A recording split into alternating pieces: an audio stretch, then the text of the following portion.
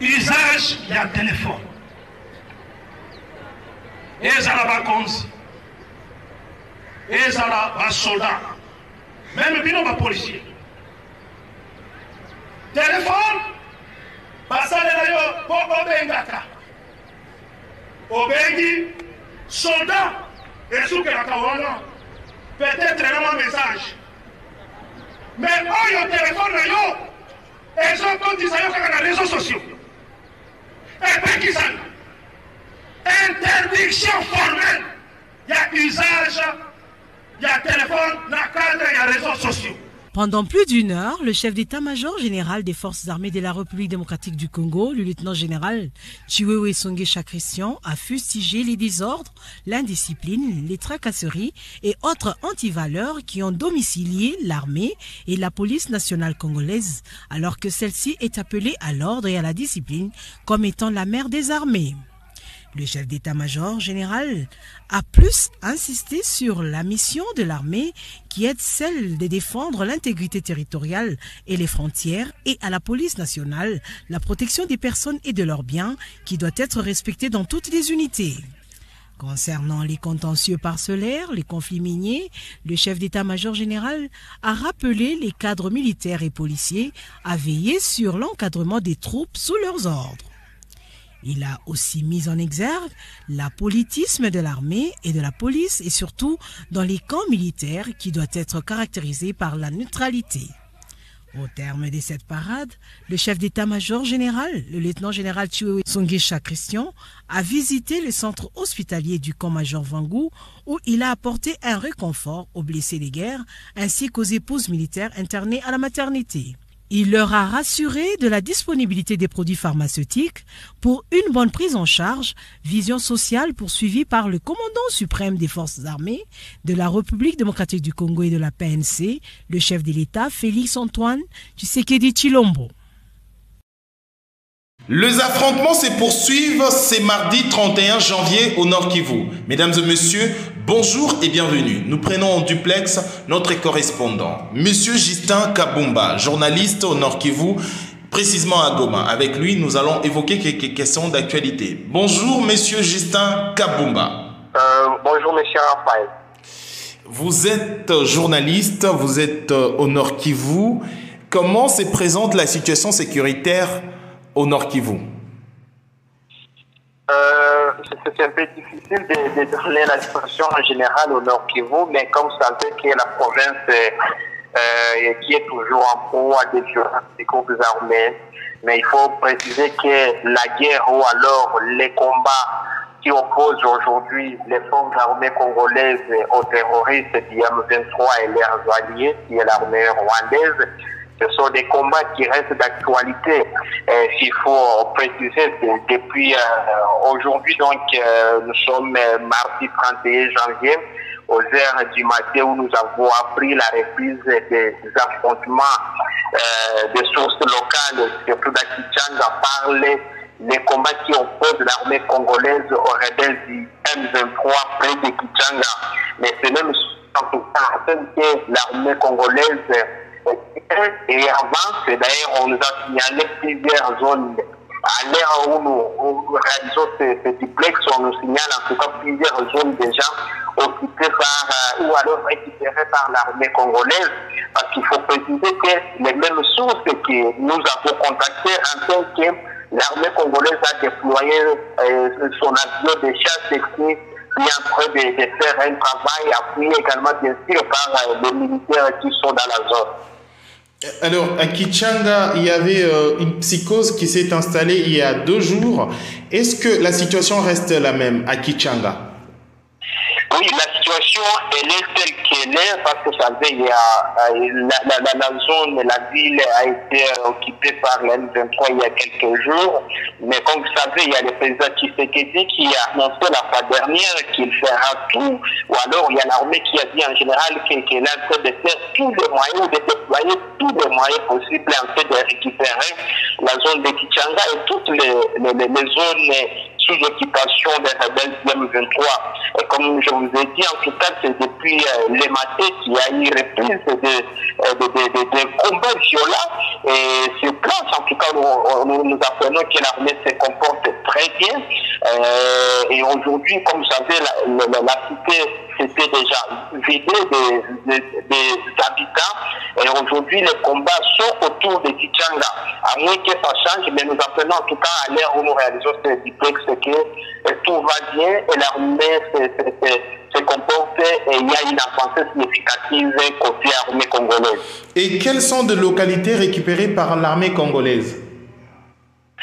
Pour l'instant, parce que c'est depuis hier d'ailleurs qu'on a annoncé la reprise, disons la prise, voilà, ou alors la reprise de Burunga, qui est à quelques kilomètres de Kichanga. C'était hier d'abord après les violents combats d'hier soir, mais aujourd'hui nous apprenons qu'en tout cas l'armée congolaise est à 1 kilomètre à l'intérieur de la cité de Kichanga, où en tout cas l'M23 ou les rebelles du M23 ont été lourdement bombardés avec l'artillerie des forces armées congolaises. Donc nous apprenons en tout cas qu'il y a une avancée, et donc ça ne va pas étonner si nous apprenons que dans les heures qui suivent, les forces armées congolaises récupèrent Kichanga, parce qu'il y a vraiment une avancée à l'heure où nous réalisons ce duplex. Je rappelle aux correspondants qui nous suivent sur Info 243, nous en duplex, au cours de ces duplex, nous prenons notre confrère qui est au Nord Kivu, Monsieur Justin Kabumba. Il est journaliste. Monsieur Justin Kabumba, récemment, on a vu des images un peu affreuses où l'avion des chasses de l'armée congolaise a été touché, visiblement. Est-ce que c'était les cas? Est-ce que l'appareil fonctionne correctement? Est-ce que l'appareil, c'est le même appareil qui est sur le champ aujourd'hui en opération?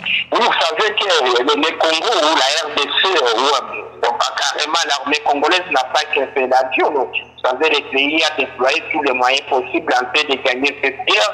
En dépit d'un avion qui a été touché la fois dernière par un tir rwandais, revendiqué bien sûr par Kigali, il faut préciser qu'il y a un autre avion de chasse qui a été qui est en tout cas déployé aujourd'hui dans les zones de combat, et on a appris en tout cas que tous les verrous des rebelles, notamment dans les Kiloli, Burungu et Kichanga et ses environs, sont encerclés par l'armée congolaise, appuyés bien sûr par l'avion de chasse qui fait un grand travail dans cette zone-là.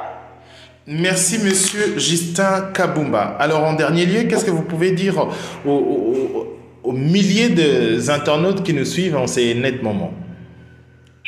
Je pense que le message, c'est à tous les Congolais. Vous savez, on est en guerre et que nous devons nous dépasser de toutes les divergences politiques et soutenir l'armée. Vous savez qu'on a qu'une seule armée, un seul pays, et du coup, on est donc obligé de faire tous les moyens de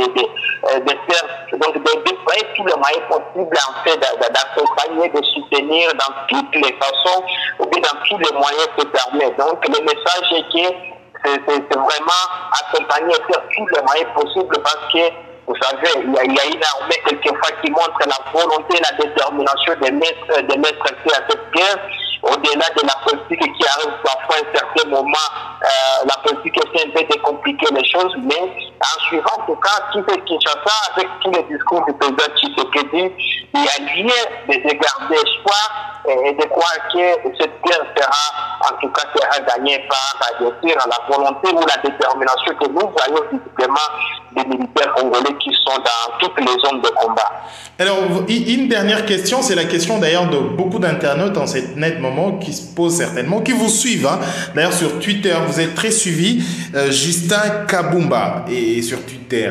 La question, c'est de savoir, récemment, on a vu le commissaire provincial Nord Kivu, la police, qui présentait une situation comme s'il y avait une menace qui pesait sur Goma. Est-ce que la menace a été étouffée?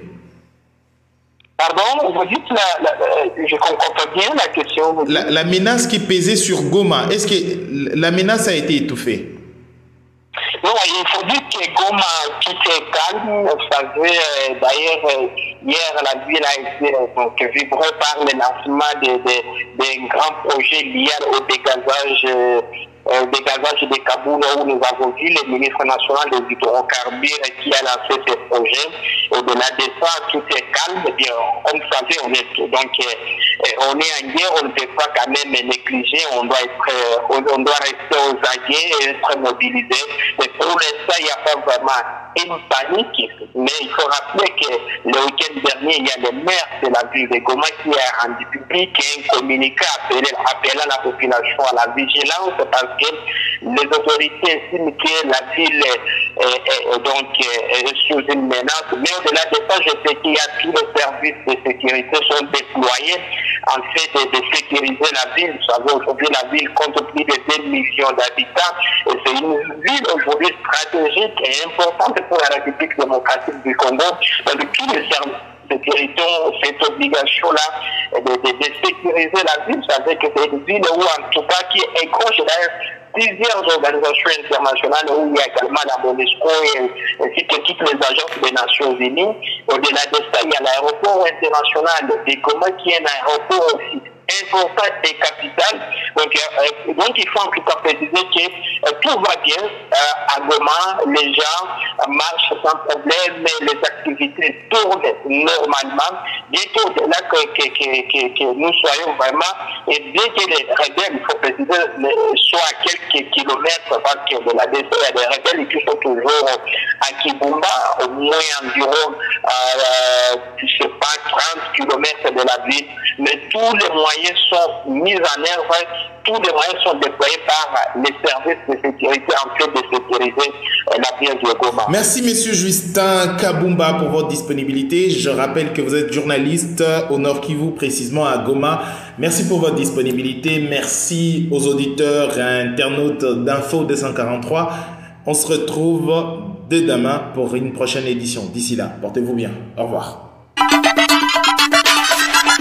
Info 243 au cœur de l'actualité.